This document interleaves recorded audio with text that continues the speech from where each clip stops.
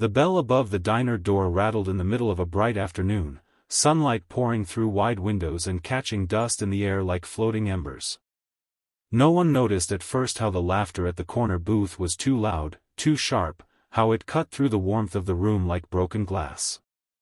By the time the waitress realized she was being watched, the feeling had already settled in her chest, heavy and cold, the kind of fear that comes when instinct whispers that something is wrong.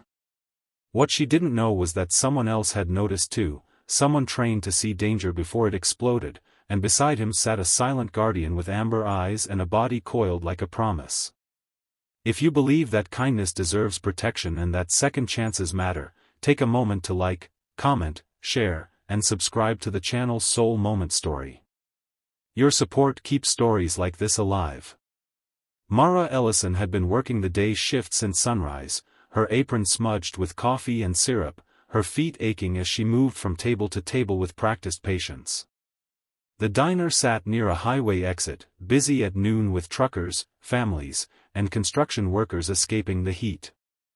Daylight made everything look safe, almost gentle, and that illusion was part of what made the trouble feel unreal when it started.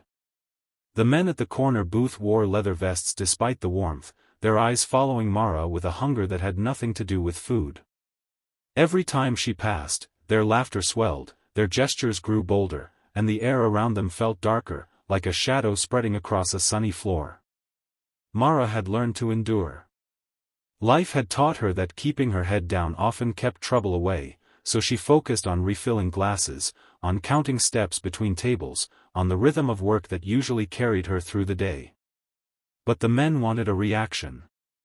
Their attention tightened like a snare, and when one of them reached out and caught the edge of her apron, the room seemed to tilt. Her heart pounded so loudly she was sure others could hear it, yet most patrons stayed buried in their plates, pretending not to notice. Fear has a way of isolating people, even in crowded places. Across the room, near the window where the light was strongest, sat Rowan Hale. His posture was relaxed, almost casual, but nothing about him was accidental. Years of service had carved awareness into his bones, and even in civilian clothes he carried himself with quiet discipline. At his feet lay Coda, a German shepherd with a thick sable coat and eyes that tracked movement with intelligent calm. Coda's ears twitched as the tone of the room shifted, his body rising slightly from rest, muscles tightening without a sound. Rowan had not come looking for trouble, he was on his way home, stopping for a late lunch. Still, training does not switch off, and the moment the laughter turned cruel, his focus sharpened. The men's behavior escalated in small, ugly steps. A chair scraped too close as Mara passed, a hand lingered where it should not have been, a mocking smile followed her retreat. Heat flushed her face, and shame mixed with fear in a way that made her feel smaller than she already did. She glanced toward the counter, hoping the manager would intervene, but he was busy with orders, overwhelmed and unaware. The world kept moving, bright and loud, while her personal nightmare tightened its grip. Rowan watched the scene unfold with measured restraint. Intervention was not a reflex, it was a calculation. He scanned exits, noted the number of men, their size, their coordination. Coda sensed the shift in his handler's breathing and stood fully now, tail low, eyes locked on the threat. The dog's presence was subtle but commanding, a quiet line drawn in the air.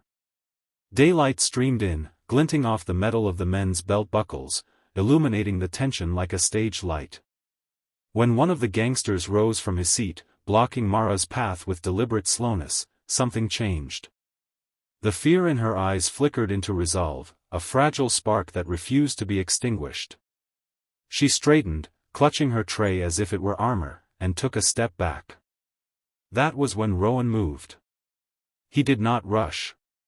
He stood with calm authority, a man who understood that true strength rarely needs to shout. Coda stepped forward in perfect sync, positioning himself between Mara and the men, his presence alone shifting the balance of power. The room seemed to hold its breath. Conversations died down, forks paused midair, and the laughter at the corner booth faltered. The German shepherd's gaze was unwavering, his body a living wall of muscle and discipline. Rowan's eyes met Mara's for a brief second, and in that silent exchange she felt something unfamiliar and overwhelming: safety. Not the fragile hope she had clung to before, but solid ground beneath her feet. The gangsters misjudged the moment, mistaking calm for weakness. Their bravado cracked when Koda let out a low, controlled growl that vibrated through the floor, a sound that carried the weight of countless hours of training and loyalty. Rowan's presence radiated certainty, the kind that comes from having faced far worse in places far more dangerous than a sunlit diner. Without a word spoken, the message was clear. This line would not be crossed.